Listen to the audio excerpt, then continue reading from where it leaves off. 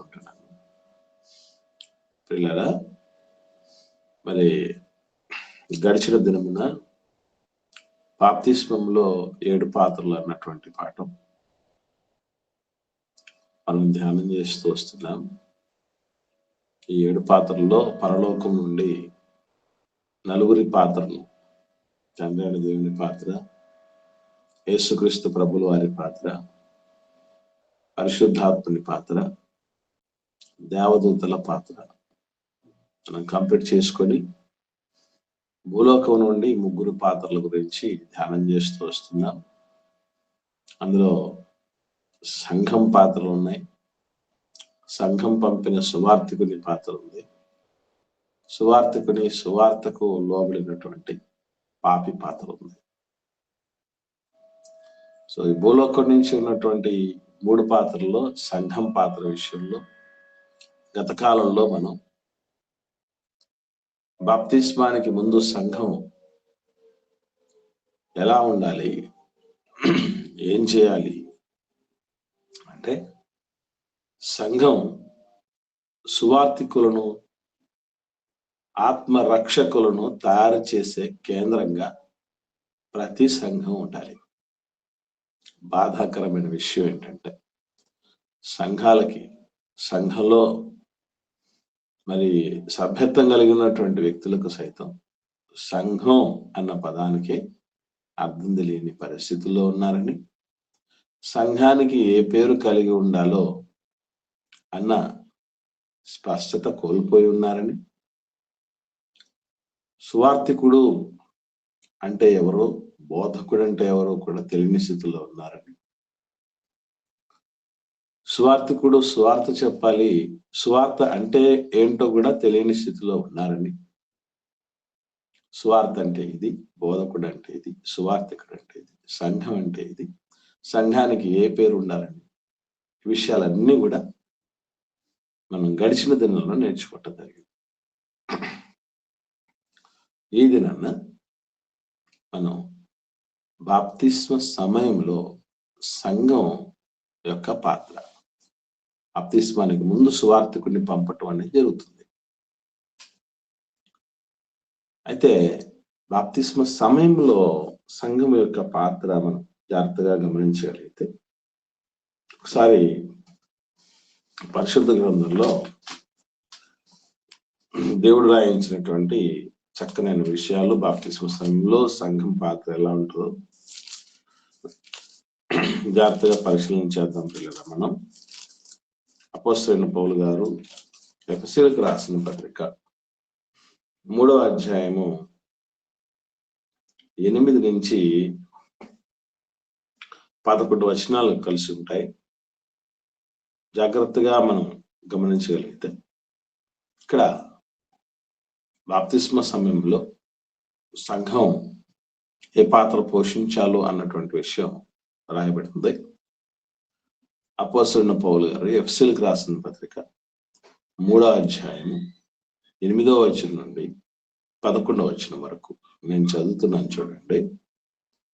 దేవుడు మన ప్రభు అయిన క్రీస్తు యేసునందు చేసిన నిత్య సంకల్పము చొప్పున పరలోకంలో ప్రధానులకును అధికారులకును సంఘము ద్వారా తన యొక్క నానా విధమైన జ్ఞానము ఇప్పుడు తెలియబడవలనని ఉద్దేశించి శోధింప శక్యము కాని క్రీస్తు ఐశ్వర్యమును అన్యజనులలో ప్రకటించుటకు సమస్తమును సృష్టించిన దేవుని యందు పూర్వకాలము నుండి మరుగయున్న ఆ మర్మమును గూర్చిన ఏర్పాటు ఎట్టిదో అందరికీ తేటపరచుటకును పరిశుద్ధులందరిలో అత్యల్పుడునైన నాకు ఈ కృప అనుగ్రహించెను. ఇక్కడ దేవుడు అనాదిగా పూర్వకాలము నుండి మరుగయున్న మర్మం, క్రీస్తు ఐశ్వర్యం, ఇవన్నీ ఏమిటో కాదు. ఈ పూర్వకాలం నుండి మరుగైన మర్మం అన్న, క్రీస్తు ఐశ్వర్యము అన్న మనిషి పొందుకోబోయేటటువంటి రక్షణ. ఆ రక్షణను దేవుడు నానా విధమైన జ్ఞానములతో పోల్చడం జరుగుతుంది. క్రీస్తు ఐశ్వర్యముతో చెప్పడం జరిగింది, మరుగై ఉన్న మర్మంగా చెప్పబడింది. కనుక ఇదంతా ఎవరు చేయాలి? ఈ పని అంతా అంటే సంఘము బాప్తిస్మ సమయంలో మరి ఐకమత్యంతో, ప్రేమతో ఈ రక్షణ కార్యాన్ని నిర్వహించాలి. చాలా సంఘాలు జరగలేనటువంటి శ్రేష్టమైనటువంటి క్రీస్తు ఐశ్వర్యముతో కూడినటువంటి కార్యం, సంతోషపడే దేవుడు, దేవదూతలు, యేసుప్రభుల వారు, పరిశుద్ధాత్ముడు, సంఘము సంబరపడేటటువంటి కార్యం అంత సీరియస్ గా ఎవరు తీసుకోవట్లేదు. ఈ పని ఎవరో చేస్తారులే అనుకుంటారు. మీకు తెలుసో తెలీదో, నెల్లూరులో ఉన్నటువంటి స్థానిక సంఘం, రమాదేవ్ సిస్టర్ లైన్ లో ఉన్నారా? వచ్చారండి? రాలేదన్న, వాళ్ళకు ఉంటది ఇప్పుడు అక్కడ. Okay, right. గమనించండి, వాళ్ళు ఏటేటా కేవలం సువార్త కార్యక్రమానికి సంఘం అంతా కూడా ఖర్చు పెట్టేటటువంటి ఖర్చు ఎంతో తెలుసా మీకు? యావరేజ్ గా 25 లక్షలు కేవలం రక్షణ కార్యక్రమాల కొరకు ఆయా ప్రదేశాల్లో కార్యక్రమాలు ఏర్పాటు చేసి, వచ్చినటువంటి వారికి అరేంజ్మెంట్స్ పెట్టి, భోజనాలు ఏర్పాటు చేసి, వాళ్ళకు మెటీరియల్ ఇచ్చి, బాప్తిస్మ కార్యక్రమాలకు సంబంధించినటువంటి ఆ తంతులకు రెగ్యులర్ గా ఒక సంవత్సరానికి సంఘమంతా కలిపి 25 లక్షలు కేటాయించడం. ఎందుకంటే సంఘం సువార్థికులను తయారు చేయటమే కాదు, సువార్థికుల ద్వారా సంఘ సరిహద్దుల విస్తరణను పెంచుకుంటూ విశ్వాసులను చేర్చుకుంటూ రావాలి. అది ఆరోగ్యవంతమైనటువంటి సంఘం లక్షణం. ఒక మాటలో చెప్పాలంటే సంఘం గొడ్డుపోతే ఉండకూడదు. బిడ్డల్ని కనేటటువంటి తల్లి అంటే అందరికీ గౌరవం. ఎక్కువ మంది బిడ్డలు కలిగినటువంటి తల్లిదండ్రులు అంటే ఒకనాడు ఊరంతట్లో కూడా చాలా గౌరవం ఉండేది. ఇప్పుడు మనకు ఆంధ్రప్రదేశ్ లో చంద్రబాబు నాయుడు గారు చెప్తున్నారు ఏమనంటే, ఒకప్పుడు 2 బిడ్డల్ని కలిగి ఉండండి చాలు, మేమిద్దరం మాకిద్దరు అన్నటువంటి రీతిగా ఉండండి అని చెప్పి నినాదాలు ఇచ్చి పిలుపునిచ్చినటువంటి వ్యక్తులు సైతం ఇప్పుడు ఏమంటున్నారనంటే, 3వ బిడ్డను కంటే స్పెషల్ గిఫ్ట్ కూడా ఇస్తాం అని కూడా చెప్తున్నారు. జనాలు పెంచండి, మీరు జనాభాని పెంచుకోండి, మీరు అదే కాకుండా తల్లికి వందనం అనేటువంటి ప్రోగ్రామ్ గవర్నమెంట్ స్కూల్లో కానీ ప్రైవేట్ స్కూల్లో కానీ చదువుతున్నటువంటి పిల్లలకి ఎంతమంది పిల్లలు ఉంటే అంతమంది పిల్లలకు కూడా ఇచ్చేస్తున్నారు అందరూ తెలుసు. అలా ఆత్మీయంగా దేవునికి పిల్లలను తీసుకురావటంలో సర్వశ్రేష్టమైనటువంటి లక్షణాలతో తొలతూగుతూ నిత్యము సంఘ సభ్యులను పెంచగలిగినటువంటి స్థితిలో సంఘం ఉండాలి. అది బాప్తిస్మ సమయంలో అంటే ఎంతగా మనం ఇన్వాల్వ్ అవుతున్నాం అన్నటువంటి విషయం ఆలోచన చేస్తే, తరగతులు ఏర్పాటు చేయటంలో కావచ్చు, సేవకుల్ని సిద్ధపరచడంలో కావచ్చు, వెనకాడుతున్నటువంటి పరిస్థితులు. ఏదో మనకంటూ ఒక సంఘం ఉంది, ఆదివారం ఆరాధన చేసుకుంటాం, మధ్యలో 1-2 రోజుల్లో స్పెషల్ గా క్లాసులు పెట్టుకుంటాం, మళ్ళీ ఎవరింటికి వాళ్ళకి వెళ్ళిపోతాం. అంతేనా? అంతకంటే జరుగుతున్నది సంఘాల్లో. ఏమండి, సంఘాల్లో జరుగుతున్నది అది. లేదు సువార్త కార్యక్రమాలు అని చెప్పి సువార్త కాని వాటిని ఈరోజు లోకంలో స్ప్రెడ్ చేస్తున్నటువంటి పరిస్థితులు మనం చూస్తున్నాం. అందుకే దేవుడు చెప్తున్నటువంటి మాటలు, సంఘము ద్వారా దేవుడికి మహిమ రావాలంట. 20-21 వచనాలు కూడా చూస్తే, ఎఫెసీయులకు రాసిన పత్రిక పౌలు గారు ఇదే 3వ అధ్యాయము 20-21 వచనాల్లో మనలో కార్యసాధకమైన తన శక్తి చొప్పున మనము అడుగు వాటన్నిటికంటేను ఊహించు వాటన్నిటికంటేను అత్యధికముగా చేయ శక్తి గల దేవునికి క్రీస్తు యేసు మూలముగా సంఘములో తరతరములు సదాకాలము మహిమ కలుగును గాక. దేవుడికి మహిమ ఎట్లా వస్తుంది? అలనాడు మొదటి శతాబ్ద కాలంలో అపోస్తుల ద్వారా, ఆదిమ సంఘస్థుల ద్వారా దేవుడు అత్యధికమైన మహిమను పొందేవాడు. ఎందుకనంటే ప్రతి దినము కూడా జనాలు, విశ్వాసులు అనుదినము చేర్చబడ్డారు అని రాయబడింది. కనీసం అనుదినము కాకపోయినా సంవత్సరం అన్న సంఘములో ఆత్మను చేర్చే పనిలో ఎన్ని సంఘాలు ఉన్నాయి, ఎన్ని సహవాసాలు ఉన్నాయి? ఉన్నాయి పోగొట్టుకుంటున్నాం. మనం ఉన్న వాళ్ళను పోగొట్టుకుంటున్నాం. ఉన్న వాళ్ళను కాపాడుకోలేని దుస్థితిలో ఈరోజు సంఘాలు ఉండిపోయాయి. ఫారిన్ కంట్రీస్ లో వేగంగా మనకు చర్చ్ బిల్డింగ్స్ ఐమాక్స్ థియేటర్లు గాను, లేకపోతే షాపింగ్ కాంప్లెక్స్లు గాను మారిపోతున్నాయట. కారణం ఏంటంటే సంఘం గురేంటో తెలియకపోవటం, సంఘం యొక్క ప్రధానమైన పాత్ర ఏంటో తెలియకపోవటం. దేవుడికి మహిమ రావాలన్న పరిస్థితి ఎప్పుడంటే, ఎందు నిమిత్తమైతే సంఘం నియమించబడిందో. ఇప్పుడు మీరు కోళ్లను గురించి విన్నారు లేదు? 2 రకాలైనటువంటి కోళ్ళు ఉంటాయి. ఫారంలో పెంచే కోళ్ళలో 2 రకాలైన కోళ్ళు ఉంటాయి. ఎవరికైనా ఐడియా ఉందండి ఈ 2 రకాల కోళ్ళు ఏంటో? నా గుడ్లు మాంసం సపరేట్. వెరీ గుడ్ అన్న. గుడ్లను పెట్టే కోళ్ళు మాంసం కోసం పెంచే కోళ్ళు కదండి. లేయర్స్ అంటారు వాటిని. ఇంకొకటి బ్రాయిలర్స్ అని కూడా అంటారు. మాంసం కోసం పెంచే వాటిని బ్రాయిలర్స్ అంటారు, గుడ్ల కోసం పెంచే వాటిని లేయర్స్ అంటారు. ఇప్పుడు ఏ పర్పస్ కోసం అయితే ఫారంలో వాటిని పెట్టామో అవి ఆ పర్పస్ ను నెరవేర్చలేదనుకోండి, ఉండి ప్రయోజనం అంటారు.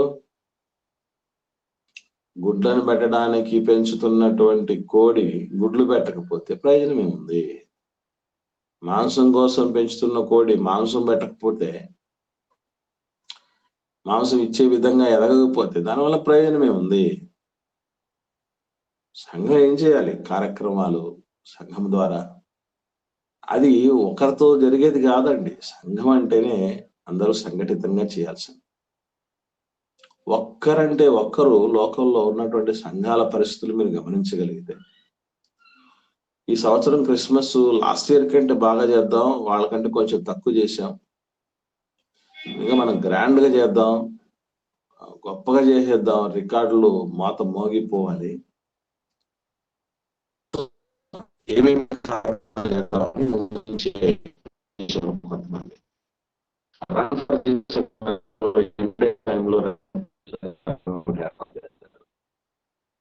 అదొకటి చేసేవాళ్ళు. చిలువ కట్టమని మరి రోడ్డు మీద యేసు ప్రభుల వారి యొక్క పాత్రని చేసి ఆయన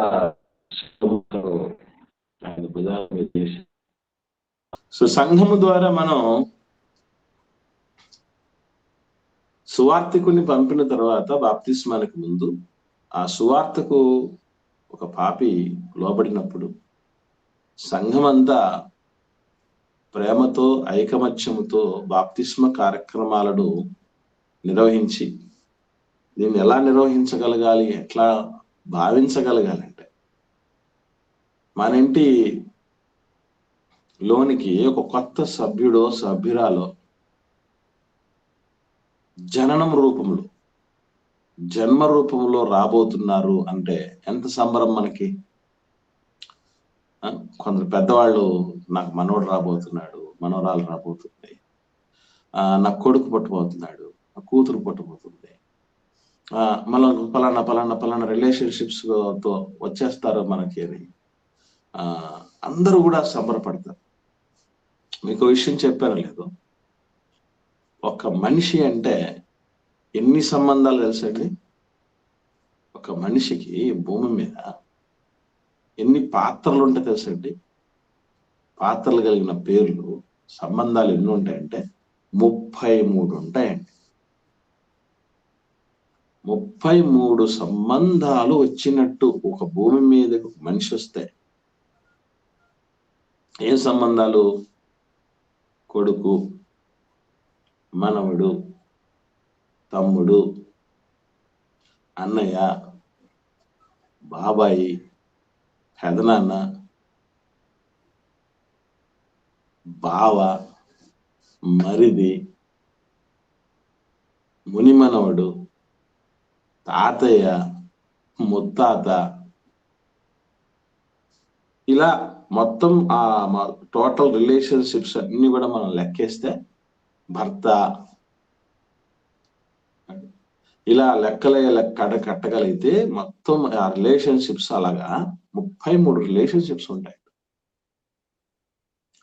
అంత ఒక్క వ్యక్తి వస్తూ 33 రకాలైన బంధాలకు తెరదీస్తున్నాడు అని అంటే దానికి మనము కూడా కారకులు, సంఘము కూడా అనేటటువంటి పరిస్థితి ఉంటే ఎంత సంబరంతో చేయాలి. అందుకే అంటాడు 4వ అధ్యాయంలో ఎఫెసీయులకు రాసిన పత్రికలో పౌలు గారు, కాబట్టి మీరు సమాధానమను బంధము చేత ఆత్మ కలిగించు ఐక్యమును కాపాడుకున్నటకందు శ్రద్ధ కలిగిన వారై ఉండండి. ప్రేమతో ఒకరినొకరు సహించి ఈ కార్యక్రమాలను ఐకమత్యంతో చేయాల్సింది.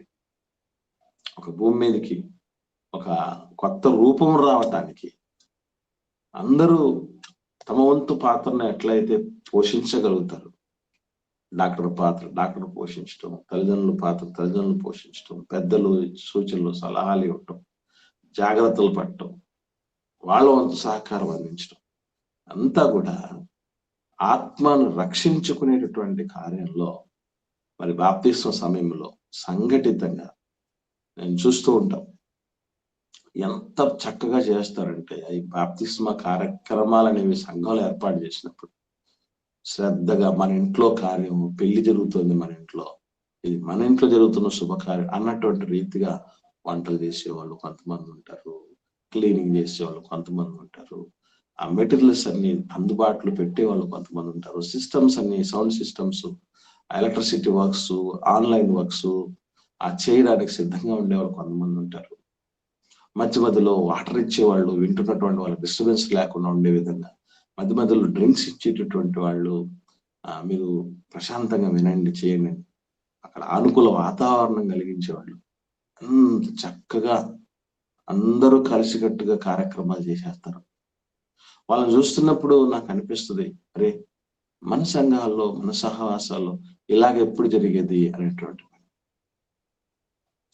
ఎందుకు సంఘం ఏర్పాటు చేసుకున్నాం అన్నటువంటి పర్పస్ తెలియనటువంటి స్థితిలో ఈరోజు ఉన్నారు. దేవుడికి మహిమ అనేది ఎప్పుడు వస్తుందండి? ఆ ఉన్నది కాస్త పెంచుకుంటూ పోవటం వల్ల కదా. బహుగా ఫలించుట వలన, మీరు బహుగా ఫలించుట వలన నా తండ్రి మహిమపరచబడును అన్నాడు ప్రభు. అంటే ఆ ఫలింపు సంఘములో ఉంది అని అంటే ఎప్పుడు 10 ఏళ్ల క్రితం ఉన్నటువంటి సభ్యులే ఇప్పుడు కూడా ఉన్నారు, ఉన్నోళ్ళు కూడా పోయారంటే ఏమున్నట్టు ఫలింపు ఉంది సంఘంలో. కాబట్టి సంఘం పాత్ర ఒక పాపిడి రక్షించటంలో ముందు సువార్థికుని సిద్ధపరిచి, సువార్థికుని వెళ్ళి నువ్వు ఆత్మను రక్షణ చేసి తీసుకురా, ఈ రక్షణ కార్యంలో మా వంతు కూడా సహాయ సహకారాలు ఉంటాయి అన్న సపోర్ట్ ఇచ్చి పంపించగలిగినటువంటి స్థితిలో ఈరోజు సంఘం ఉండాలి. ఇది బాప్తిస్మానికి ముందు, బాప్తిస్మ సమయంలో సంఘం చేయాల్సినటువంటి పని. మరి బాప్తిస్మ అనంతరం సంఘం ఏం చేయాలి? బాప్తిస్మం తీసేసుకున్నారు, పని ఉంది. తీసుకున్న తర్వాత ఏముంది? సంఘానికి ఏం పని ఉంది అని అంటే ఇంకా మనకేం పని లేదు, వాళ్ళు చూసుకుంటారు అన్నటువంటి పరిస్థితులు ఉండకూడదు. ఏం చేయాలో కూడా దేవుడు చాలా స్పష్టంగా పరిశుద్ధ గ్రంథంలో తెలియపరచడం జరిగింది. ఒకసారి చూద్దాం. ఇది ఎలా ఉంటుంది అంటేనండి, బిడ్డలు మనకు కలిగిన తర్వాత ఏం చేయాలి? పిల్లల్ని ఏం చేయగలగాలి అంటే వాళ్ళని మంచి ఉత్తమ పౌరులుగా పెంచాలి, క్రైస్తవ జీవితంలో నడిపించగలగాలి. ఇది సంఘమంతటి బాధ్యత, పుట్టినటువంటి వాళ్ళని నడిపించటం అనేది. ఎట్లాగూ అనంటే ఇదిగో ఏ కార్యక్రమాలు ప్రధానంగా ఈ సంఘంలో మనం చూడగలగాలి, ఉండగలగాలి బాప్తిస్మ అనంతరం అన్నటువంటి విషయాలు చూడగలిగితే అపోస్తలుల కార్యం చూద్దాం. 2వ అధ్యాయము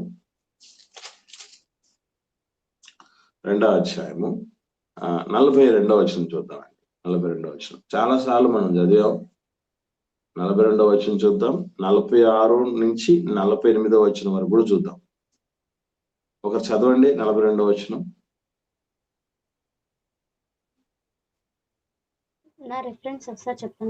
వీరు అపోస్తలుల బోధ ఎందును, సహవాసమందును, రొట్టె విరుచుట ఎందును, ప్రార్థన చేయుట ఎందును ఎడతెగక యుండిరి. ఇక్కడ వీరు అన్న పదం ఎవరండి వీళ్ళు? 41వ వచనం చూడండి. 41వ కాబట్టి అతని వాక్యము అంగీకరించిన వారు బాప్తీసము పొందిరి. ఆ దినమందు ఇంచు 3,000 మంది చేర్చబడిరి. ఎక్కడికి చేర్చబడ్డారు? సంఘంలో చేర్చబడ్డారు. అప్పటికి సంఘంలో ఎంతమంది ఉన్నారండి? ముందు 3,000 మందికి ముందు ఎంతమంది ఉన్నారు? 3,000 మంది చేర్చబడ్డానికి ముందు ఎంతమంది ఉన్నారు? ప్రధానంగా అపోస్తలులు ఉన్నారండి, 12 మంది. 12 అపోస్తలులు ఉన్నారు అంతకుముందు. ఆ 12 మంది అపోస్తలులకు ముందు ఎవరు ఉన్నారు? యేసు ప్రభువులు ఒకరే ఉన్నారు. అంటే సంఘమునకు శిరస్సు ఆయన అంటే ముందు శిరస్సు ఉంది. కాబట్టి ముందు ప్రభువు ఉన్నాడు. ప్రభువు తర్వాత అపోస్తలులు చేర్చబడ్డారు. అపోస్తల తర్వాత 3,000 మంది చేర్చబడ్డారు. వాళ్ళ నుంచి వన్ బై వన్ మనము ఇదివరకే ఎస్టాబ్లిష్ అయినటువంటి సంఘంలోనికి చేర్చబడుతూ ఉన్నాము. ఈ చేర్చబడ్డ వాళ్ళు ఏం చేయాలట? పని బాప్తిస్మ అనంతరం సంఘముగా చేయాల్సినటువంటి పనులలో ఏం చెప్తున్నాడంటే ఈ అపోస్తలుల బోధ సహవాసం కలిపితే సంఘ జీవనం. సంఘంలో బోధ ఉండాలి, సహవాసం ఉండాలి. సహవాసం అంటే ఏంటి అర్థం అండి? సహవాసం అన్నటువంటి పదానికి అర్థం ఏంటి? తెలిసిన వాళ్ళు, అర్థమైనటువంటి వాళ్ళు చెప్పండి. బోధ అంటే దాని గురించి మనకు కాస్త వస్తూ మంచి ఐడియా ఉంది, నో ప్రాబ్లం. మరి సహవాసం అంటే ఏంటి? కలిసి నివాసం చేయడం. ఓకే అమ్మా. ఇంకా కలిసి నివాసం చేయటం అంటే ఇప్పుడు మనం ఏం చేయాలంటారు? మరి సంఘంలో ఉన్నటువంటి వాళ్ళందరం, సంఘంలో చేర్చబడిన వాళ్ళందరూ కలిసి నివసిస్తున్నారు. మరి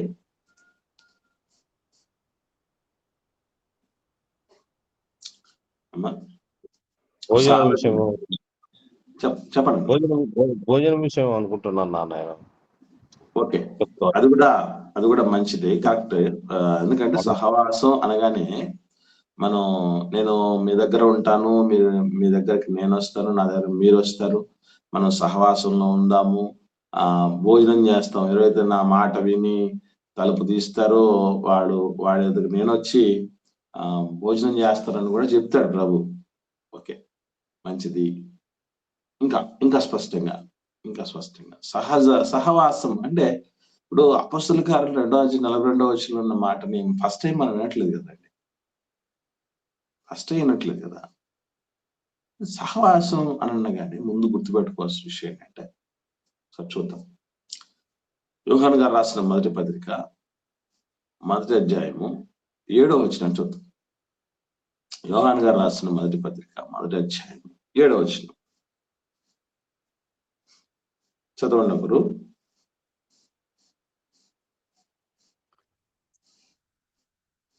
మొదటి అధ్యాయం ఆయన వెలుగులోనున్న ప్రకారము మనమును వెలుగులో నడిచిన ఎడల మనము అన్యోన్య సహవాసము గలవారమై ఇందుము. అప్పుడు ఆయన కుమారుడైన అర్థమైందండి? చాలా మనకు ఆన్సర్ వచ్చేసింది. ఇప్పుడు చెప్పండి, సహవాసం అంటే ఏంటి చెప్పండి? అంటే ఆయనతో మనం సహవాసం అన్యోన్య సహవాసం కలవారం ఏంటాలి? ఏంటమ్మా? ఆయన అన్యోన్యంగా ఉన్నాడు. ఆయన కలిసి వెలుగులో నడవడం. ఉన్నాడు కాబట్టి మనం కూడా వెలుగులో అంటే ఆయనతో పాటు సహవాసం చేయాలంటే ఆయనతో పాటు మనం జీవించినప్పుడు ఆయన వల్లే మనం జీవించినప్పుడు మనం అన్యోన్య సహవాసం కలిగిన వారం అవుతాము అని అంటాను. సహవాసం అంటే ఏంటి అర్థం అంటే మనము వెలుగులో నడవడం. వెలుగులో నడవటం అంటే ఏంటి అర్థం? ఈ వెలుగు ప్రపంచంలో అందరూ వెలుగులోనే కదా నడిచేది, చీకట్లో నడవరు కదా.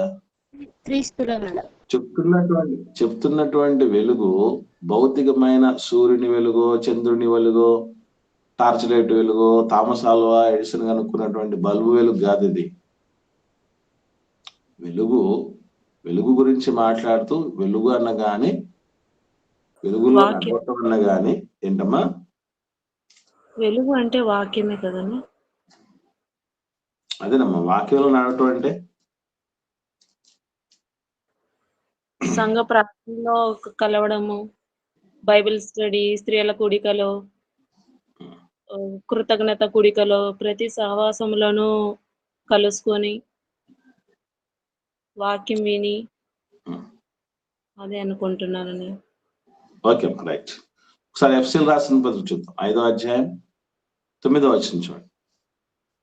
అపోస్తలుడైన పౌలు గారు ఎఫెసీయులకు రాసిన పత్రిక 5వ అధ్యాయము 9వ వచనం. వెలుగు ఫలము సమస్త విధములైన మంచితనము, నీతి, సత్యమును వాటిలో కనబడుచున్నది. చూడండి, గనుక చదువు, అది కూడా చదువు. గనుక ప్రభుకేది ప్రీతికరమైనదో దానిని పరీక్షించుచు వెలుగు సంబంధుల వలె నడుచుకొనుడి. అర్థమైందండి? వెలుగులో నడవటం అంటే ఏంటి అర్థం? వెలుగులో నడవటం అంటే అర్థం ఏంటి? అక్కడ ఉందండి, సమస్త విధముల విషయాలు చెప్పాడు. విధములైన మంచితనం. మనకు కొన్ని విషయాల్లోనైనా మంచితనం ఉందా? ఎన్ని విషయాల్లో మంచితనం ఉండాలంటండి? ఎన్ని విషయాల్లో మంచితనం ఉండాలంట? సమస్త విధములైన మంచితనం అంట. అంటే ఇప్పుడు చిన్న ఎగ్జాంపుల్ చెప్పాలంటే, ఈ 33 పాత్రలు అన్నారే, ఈ 33 పాత్రల్లో పురుషుడు వెళ్ళినా స్త్రీ వెళ్ళినా ఆ పాత్రల్లో మంచితనమే కనబడాలి ఆఖరికి. ఏమండి, చెడ్డ అనిపించుకోవటం చాలా సులభం అట కదా. మంచి అనిపించుకోవాలంటే జీవితమే కొన్ని సందర్భాల్లో సరిపోవచ్చు కదా. మంచి అనిపించుకోవాలంటే కొన్ని సందర్భాల్లో జీవితమే సరిపోకపోవచ్చు. అందులో మరలా సమస్త విధములైన మంచితనం. అప్పుడప్పుడు కొందరు చెప్తూ ఉంటారు, ఏమనంటే మా ఆయన మంచి తండ్రి కానీ చెడ్డ భర్త అని చెప్పే సహోదరి మనల గురించి విన్నారా లేదా? కొందరు సహోదరులు మాట్లాడి చెప్తారు, మా ఆవిడ మంచి తల్లి కానీ చెడ్డ భార్య. విన్నారా లేదా? చాటి విన్నాం. వింటుంటారు, కొన్ని సందర్భాలు మనం అని ఉంటాం కూడా. రకరకాల మంచి కూతురు గాని మంచి అమ్మ కాదు అని చెప్తారు. మంచి కొడుకే గాని మంచి తండ్రి కాదు అని చెప్తారు. అంటే ఈ పాత్రలు ఏవైతే ఉన్నాయో ఈ పాత్రలన్నింటిలోనూ కూడా మనిషి వ్యవహారాలన్నింటిలో కూడా మంచితనం అనేటటువంటిది నడవటం, వెలుగులో నడవటం అని. వెలుగులో నడవటం అంటే సహవాసం అని. సహవాసం అందు తెగక ఉండాలి. అంటే మంచితనం విషయంలో తెగిపోకుండా దాన్ని కాపాడుకోవాలి. అప్పుడప్పుడు చెప్తూ ఉంటారు, నేను మంచికి మంచి చెడుకు చెడు. విన్నారు ఈ మాట? మంచికి మంచి చెడుకు చెడు అని చెప్తుంటారు. అసలు ఈ ప్రాసెస్ దేవుని బిడ్డలకు సరైంది కాదు. సరైందని అంటారా? ఇది మంచికి మంచి చెడుకు చెడు అనేది సబబైందేనా? కానీ ఎందుకు కాదు అని అంటే, శత్రువుని ఏం చేయమన్నాడు దేవుడు? అసలు మనల్ని ప్రేమించే వాళ్ళని మనం ప్రేమించట్లా. మనం ఎట్లాంటి వాళ్ళం అంటే, సుంకర్లు పాపుల కంటే దరిద్రంగా ఉన్నాం. ఫ్యాక్ట్ గా డైరెక్ట్ గా చెప్తున్నాను మీకు. సుంకర్లు పాపుల కంటే దారుణంగా ఉన్నాం. ఎందుకనంటే వాళ్ళని ప్రేమించే వాళ్ళని అయినా ప్రేమిస్తున్నారు.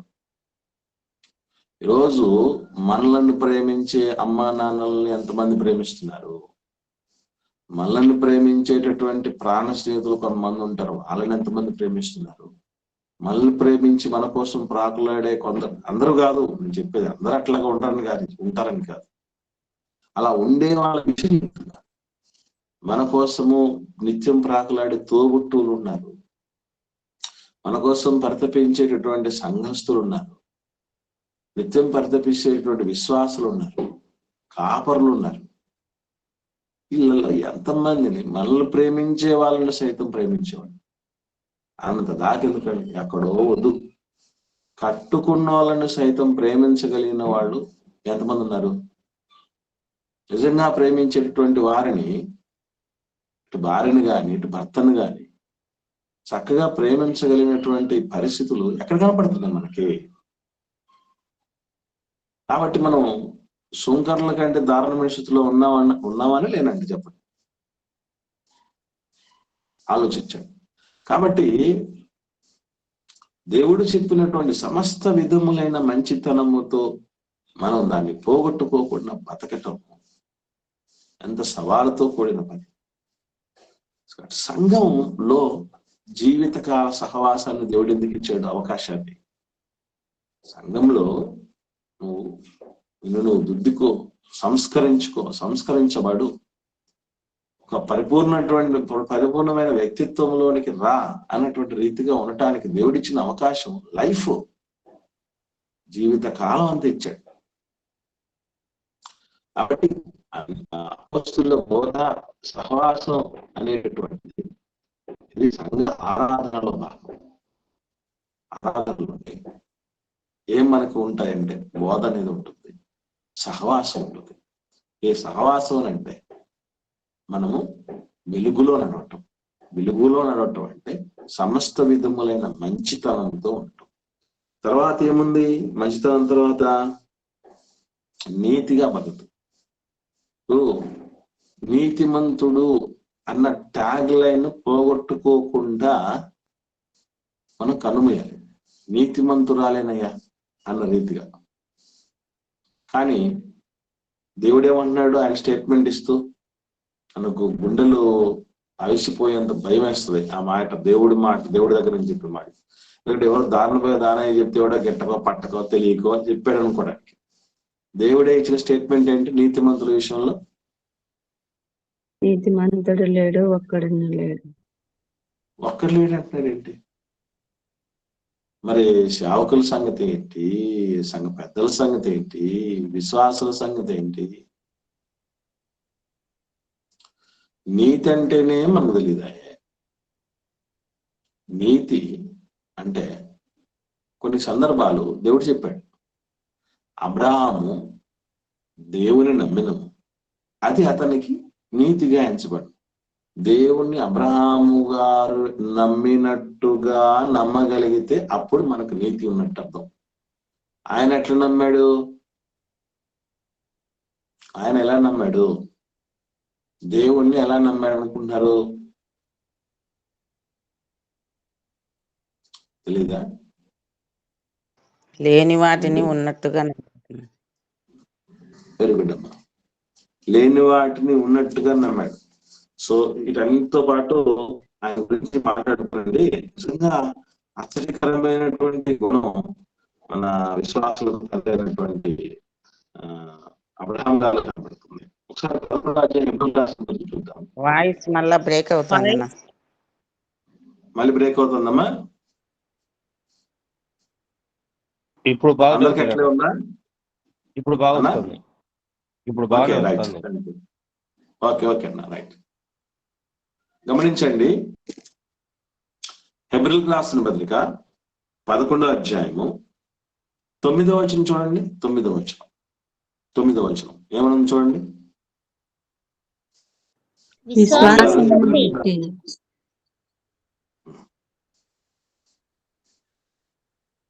విశ్వాసం బట్టి అతనితో వాగ్దానమునకు సమాన వారసులైన ఇస్సాకు, యాకోబు అను వారును గుడారములలో నివసించుచు అన్య దేశములలో ఉన్నట్లుగా వాగ్దాత దేశములో పరవాసులైరి. 8వ వచనం చదవండి. 8వ వచనం. అబ్రహాము పిలువబడినప్పుడు విశ్వాసమును బట్టి ఆ పిలుపునకు లోబడి తాను స్వాస్థ్యముగా పొందనయున్న ప్రదేశమునకు బయలు వెళ్ళాను, మరియు ఎక్కడికి వెళ్ళవలనో అది ఎరుగక బయలు వెళ్ళాను. ఎప్పుడైనా ప్రపంచ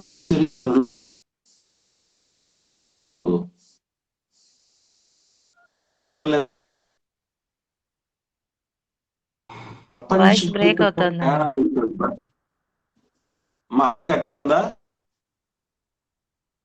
అవునన్నా, క్లారిటీ లేదన్నా. అవునన్నా. ఇప్పుడు మాట్లాడాలి.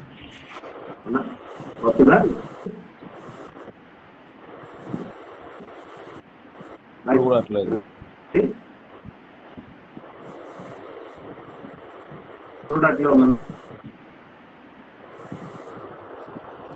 అలాగే ఉందన్న.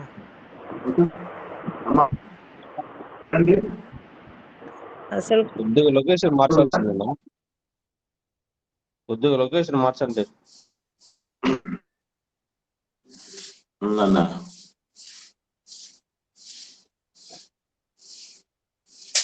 రైట్, ఇప్పుడు చూడండి. వాయిస్ అయితే బాగానే ఉంది. వాయిస్ బాగానే ఉంది. అది పిక్చర్ బ్లాక్ అవుతుంది.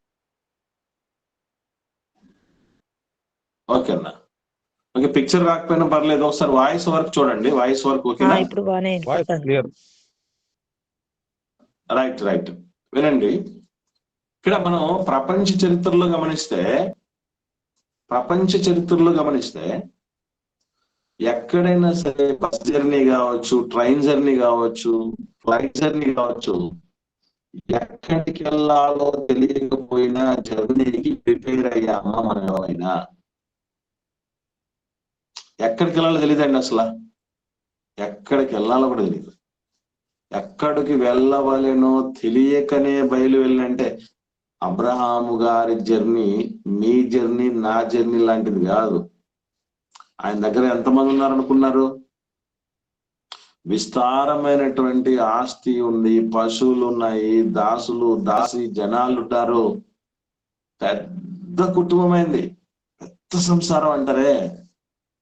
ఒక్క మాటలో చెప్పాలంటే చరిత్రలో చెప్తారు, బైబిల్లో లేదు కానీ అది చరిత్రకారులు కొంతమంది మాట్లాడతారు. ఏమనంటే 1 కిలోమీటరు మేర ఆయనకు ఉన్నటువంటి ఆ దాసీలు ఆ యొక్క ఆస్తిపాస్తులు ఉంటాయట నిలబెడితే. 1 కిలోమీటర్ మేర. అట్లాంటి వ్యక్తి ఒక్కసారిగా మొత్తం వెకేట్ చేసి బయలుదేరాలంటే ఎంత కష్టం. పోనీ ఎవరు అడగకపోయినా భార్య అడగదండి, ఎక్కడికి వెళ్తున్నామని నేను అడగదా? అసలు ఇల్లు మారేటప్పుడు ఒక సొంత ఇల్లు లేకుండా రెంటెడ్ హౌస్లకు వెళ్ళేటప్పుడు ఎక్కడికి వెళ్ళాలో, ఆ ఇల్లు మనకు సూటబులా కాదా, నచ్చిందా లేదా అని ముందు ఎవరు ఫైనలైజ్ చేయాలి? ఎవరు చూడాలండి? భార్య చూడాలి, పిల్లలు చూడాలి, అందరూ చూడాలి. ముందు వాళ్ళకు నచ్చాలి కదా. వాళ్ళకు నచ్చితే తదుపరి స్టెప్ తీసుకుంటాం మనం. కానీ ఇక్కడ మీరు గమనించగలిగితే ఏం మాట్లాడుతున్నంత అబ్రహాం గారితో మాట్లాడుతున్నారు, అబ్రహాం గారితో డీల్ చేస్తున్నాడు దేవుడు. శారమ లేదు, కొడుకులు లేరు. తర్వాత మిగిలినటువంటి బంధుజనము ఆ యొక్క ఆయన దగ్గర ఉన్నటువంటి పెద్ద దాసుడు లాంటి వాళ్ళు, ఎలియేజర్ లాంటి వాళ్ళు మీతో మాట్లాడట్లేదు. మిగతా అంతమంది ఉన్నటువంటి సర్వెంట్స్ ఎవరితో మాట్లాడట్లేదు. డైరెక్ట్ గా అబ్రహాం గారితో మాట్లాడటం, అబ్రహాం గారు ప్యాకప్ అని అంటాం. ఏంటది అసలు? ఎక్కడికి పోతున్నాడో తెలియకుండా కూడా ప్రయాణం మొదలు పెట్టాడే. అది నీతి. ఈరోజు రండి వెళ్దాం అని ఎవరైనా పిలిచారనుకోండి, బాగానండి రండి వెళ్దాం అన్నారు అనుకోండి, ఫస్ట్ వచ్చే క్వశ్చన్ ఏంటి? ఎక్కడికి వెళ్తున్నాం? ఎక్కడికి వెళ్ళాలో మనకు తెలియదు, కానీ దేవుడు ప్రయాణం చేయమని చెప్పాడు, పోదాం మనం అన్నారు అనుకోండి. కాసేపు ఎక్కడికే మనకు తెలియడం లేదు, ఇప్పటికే క్లారిటీ లేదు దానికి సంబంధించి, కానీ మనం వెళ్ళాలి అన్నారు అనుకోండి. పిచ్చోడు అంటున్నాను, ఎక్కడికి వెళ్ళాలో తెలియకుండా బస్ ఎక్కిన తర్వాత కండక్టర్ గారు ఏమంటారండి? ఎవరు అడుగుతాడు? ఎక్కడికి వెళ్ళాలి? ఎక్కడికి అన్నాడు. ఎక్కడికో అన్నారు అనుకోండి. ఎక్కడికో ఒక చోటకు తీసుకెళ్ళాను అనుకోండి. ఏం తీసుకెళ్ళాడు ఆయన? ఆపండి, ట్రైన్ బండి ఆపండి, బస్సు ఆపండి అని చెప్పేసి అక్కడ దింపేస్తాడు. వీడు పిచ్చోడు ఉన్నట్టున్నారు. అంటే ఒక్క మాటలో చెప్పాలంటే కంప్లీట్ సరెండర్. నీతి అంటే ఊరికే కాదు, దేవుడికి సరెండర్ అయినటువంటి జీవితాలు విశ్వాసులకు తండ్రి అయిన అబ్రహాం గారి జీవితంలో కనపడుతుంది. లేకపోతే రాత్రి చెప్తే తెల్లవారి బిడ్డను చేతులారా ఏ చేతులతోనైతే ఎంత కాలమైతే ఏడ్చి కన్నీళ్ళ పర్యంతమై ఎన్ని రకాలుగా దేవుడి దగ్గర ప్రాకులాడుతున్నాడో, బాధపడ్డాడో, గింజుకున్నాడో మనకు తెలుసు కదా. అబ్రహాం గారు సంతానం కోసం దేవుడు అనే యెహోవా నాకేమి ఇచ్చినేమి, నేను సంతానం లేకుండా పోతున్నా, నేను బాధపడి సంతానాన్ని పొందుకొని నవ్వును పొందుకున్నటువంటి ఆ నవ్వును నువ్వే ఆవిరి చేయాలి, నువ్వే చంపేసి నువ్వే కాల్చి పడేయాలి. ఇంతకన్నా పెద్ద పరీక్ష ఏముంటుందండి నువ్వు మనిషి జీవితంలో? అంటే కూడా ఒక్క అడ్డం మాట్లాడలేదండి.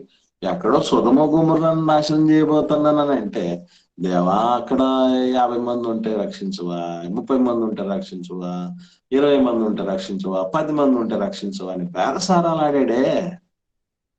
కడుపును పుట్టిన లేక పుట్టిన బిడ్డ విషయంలో నువ్వు చంపే అబ్రహాం అని అంటే నోరు మూసుకొని తెల్లారి రెడీ అయిపోయాడు ఏంటండి? అసలు మనకు అంత కమిట్మెంట్ ఉంటుందా? అదండి నీతి అంటే. సహవాసంలో ఉన్నటువంటి అది దేవుడితో సహవాసం కలిగినటువంటి వ్యక్తులోనంటే ఎట్లా ఉంటుందంటే, ఆ పైన దేవుడు శాసించాలి, మనం పాటించాలన్నట్టు ఉంటుందా? అది అంత జీవితాలు అంత సమర్పణ మనకు అసలు. నువ్వు చెయ్యి అంటే చేయాలి, నువ్వు అంటే ఇవ్వాలి, నువ్వు దూకు అంటే దూకేటటువంటి పరిస్థితుల్లో ఉండాలి, కమిట్ అయిపోయి రావాలి దేవుడి దగ్గరికి. గమనించండి. కాబట్టి ఇది నీతి. సత్యము అన్నాడు. సత్యవంతుడు మనకు అన్న తండ్రి. సత్యం అంటే చిన్న పదం కాదు. దేవుడు సత్యవంతుడు, క్రీస్తు సత్యము, పరిశుద్ధాత్ముడు సత్యస్వరూపి. ఈ ముగ్గురు మనకు దన్నుగా ఉండి నాయకత్వం వహిస్తూ ఉంటే మన జీవితంలో సత్యము కొరవడినటువంటి పరిస్థితి. వాడిలో సత్యమే లేదు అని అపవాది గురించి యేసుప్రభువు వారు చెప్పినట్టు మనలో సత్యమే లేదు అన్నటువంటి రీతిగా ఉంటే, ఇదా బాప్తిస్మానంతరం భక్తి, బాప్తిస్మానంతరం ఆరాధనలో ఇవన్నీ ఉండాలి. తర్వాత అన్ని మీరు గమనించగలిగితే ఇందులో ఈ మాట దగ్గరికి వద్దాం. అపోస్తుల బోధ, సహవాసం, తర్వాత ఏంటి? రొట్టె విరుచుట అని. ఈ రొట్టె విరుచుట అనేటటువంటి ఉందో దాని అర్థం ఏంటి? రొట్టె విరవటం అంటే ఏం చేయాలని అర్థం చెప్పండి? ప్రభు వల్ల పాలు పంపులు పొందాలన్నా? అంతేనా? రొట్టె విరవటం అంటే ఏమనుకుంటున్నారు? మాట్లాడండి దయచేసి. రొట్టె విరవటం అన్నదాన్ని మనం ఎలా అర్థం చేసుకోవాలి?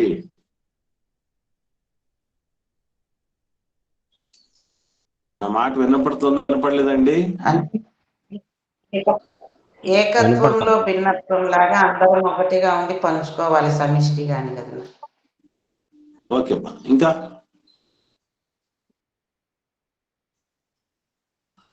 రొట్టె విరవటం అటువంటి పద్ధతి మనం అంటే మనం ఇప్పుడు సంఘంలోకి వచ్చి రొట్టె వెళ్ళిపోవటం వరకేనా,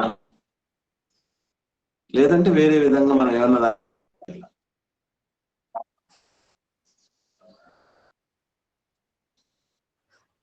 యేసుక్రీస్తు శరీరం రక్తంలో పాలు పప్పులు పొందడమే అనుకున్నామన్నా మేము. ఓకే, మంచిదే, అదంతా నో ప్రాబ్లం. మనం అందరం ఐకమత్యంగా తీసుకోవాలనేది కరెక్టే. అమ్మ చెప్పండి. సహవాసంగా భోజనం చేయడం అనుకున్నాను. ఓకే, అది కూడా కరెక్టే, ఇబ్బంది లేదు. ఇక్కడ విషయం ఏంటంటే రొట్టె విరవటం అన్న పదాన్ని మనం ఎట్లా మెయిన్ 100% గుర్తుపెట్టుకోవాలంటే, మీరు ఈ రొట్టెను తిని ఈ గిన్నెలోని త్రాగునప్పుడల్లా ఆయన మరణమును ప్రచురము చేయుదురు. అంటే నువ్వు సువార్త పనిలో ఉండటమే రొట్టె విరవటం. రొట్టె విరిచినటువంటి మాటలోని అర్థం ఆంతర్యం అది. అంటే రక్షించబడ్డారు, బానే ఉంది, ఆరాధిస్తున్నారు, బానే ఉంది. మరి ప్రతి సహవాసంలో మనం గమనించగలిగితే సంఘంలో ఖాళీ ఉందా లేదా? సంఘంలో ఇంకా రావాల్సిన వ్యక్తుల కోసం సంఘం ఖాళీ ఉందా లేదా? సంఘం అంతా నిండిపోయిందా? ఉంది. ఖాళీ ఉన్నటువంటి ఆ సంఘ స్థలం ఏం చెప్తుందో తెలుసా? ఇంకా నువ్వు చేయాల్సిన పని ఉంది అని చెప్తుంది. అలాగే రొట్టె మిగిలిపోతుందా? ద్రాక్షరసం మిగిలిపోతుందా? అవి కూడా ఏం చెప్తున్నాయి? ఉన్నాయి, ఇంకా పని చేయాల్సిన రసం తాగి మూతి తుడుచుకుని వెళ్ళిపోతున్నావు అన్నటువంటి విషయం అక్కడ చెప్పబడుతుంది. కాబట్టి దయచేసి మనం గుర్తుపెట్టుకోవాల్సిన విషయం ఏంటంటే, రొట్టె విరవటం అంటే ఆత్మల రక్షణ కార్యంలో మనం పాలు పంపులు పొందటం అన్నటువంటి విషయం మనం గమనించాలి. కాబట్టి ఇది ముఖ్యమైనటువంటి విషయం. అంటే ఆరాధన చేయాలి, అలాగే పాపలను రక్షించేటువంటి పనిలో ఉండాలి. తర్వాత ఏం చేయాలి? ప్రార్థన చేయటంలో. ఈ ప్రార్థనా జీవితం ముఖ్యంగా కావాల్సింది ఏంటంటే, మనం తండ్రితో మాట్లాడడం. మన కన్న తండ్రితో మాట్లాడకుండా బతుకున్నాడు, మన నాన్న బతికే ఉన్నాడు అనుకోండి భూమి మీద, నాన్నతో మాట్లాడినటువంటి పరిస్థితి ఎవరు ఉంటారు? మంచి కొడుకు, మంచి కూతురు అంటే ఖచ్చితంగా మాట్లాడుతూ ఉండాలి.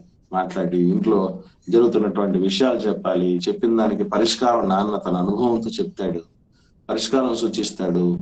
మనకు ఆ ఇరుకులను, ఇబ్బందులను తీసి విశాలతను, ప్రశాంతతను ఇవ్వడానికి తన వంతు పాత్ర పోషిస్తాడు.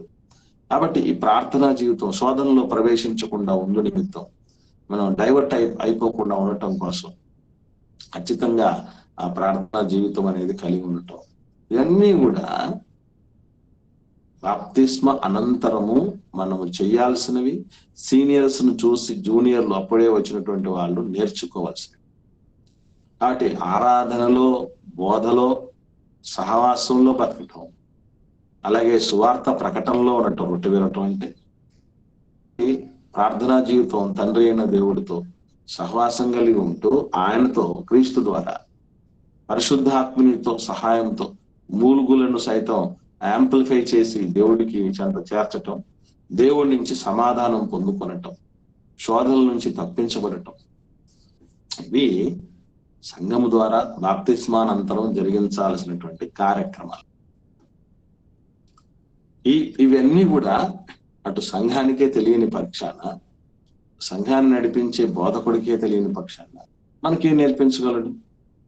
మనల్ని ఏం నడిపించగలడు? చదువు రానోడు చదువు చెప్పగలడా? ఇంపాసిబుల్ కదా. కాబట్టి దయచేసి ఇదండి, బాప్తిస్మానికి ముందు సువార్తికుని పంపుతుంది సంఘం. బాప్తిస్మ సమయంలో తన వంతు అన్ని రకాలైన ఎఫర్ట్స్ పెట్టి బాప్తిస్మ కార్యక్రమాలు నిర్వహించటం మాత్రమే కాకుండా బాప్తిస్మానికి సిద్ధపరిచినటువంటి వాళ్ళని ప్రేమతో ఐకమత్యంతో సంఘములోనికి ఆహ్వానించి రక్షణ ద్వారా ఈ కార్యక్రమాలు అన్నిటితో తన వంతు పాత్ర పోషించడం జరగాలి సంఘం. తదుపరి ఆరాధనలో రూపాంతర కార్యక్రమాలు అంటారు వీటిని. రూపాంతర కార్యక్రమం అంటే అది సమస్త విధములైన ఈ మంచితనంతో బతకటము, సత్యముతో బతకటము, నీతితో బతకటము అనేటటువంటి లక్షణాలు మనల్ని రూపాంతరం చెందిస్తాయి. అంటే ఒక క్యారెక్టర్ కలిగినటువంటి వ్యక్తులుగా, దైవ వ్యక్తిత్వాలు కలిగినటువంటి వ్యక్తులుగా మనం తీర్చిదిద్దడానికి పనికొస్తాయి. ప్రార్థనా జీవితం ఇది ఎడతెగకుండా నిత్యం ఉండాలి. అది సంఘం బాప్తిస్మ అనంతరము నిత్యము మనం చేస్తూ, అలాగే వచ్చినటువంటి వాళ్ళని కూడా చేసే విధంగా వాళ్ళని ప్రోత్సహిస్తూ ఉండగలగాలి. 7 పాత్రల్లో భూమిలో సంఘం యొక్క పాత్ర. రేపటి దినంలో మనం నేర్చుకుని పోయేటటువంటి మరొక పాత్ర ఏంటంటే,